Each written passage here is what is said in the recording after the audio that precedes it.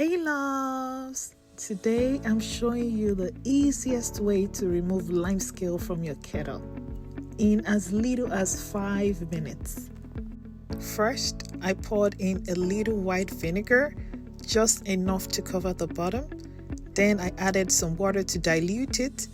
Next, I added a drop of dish soap, and once everything was inside, I turned on the kettle and let it boil.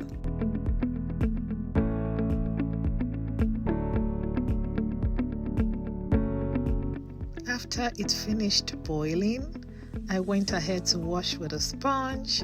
I gave it a good rinse, and that is it.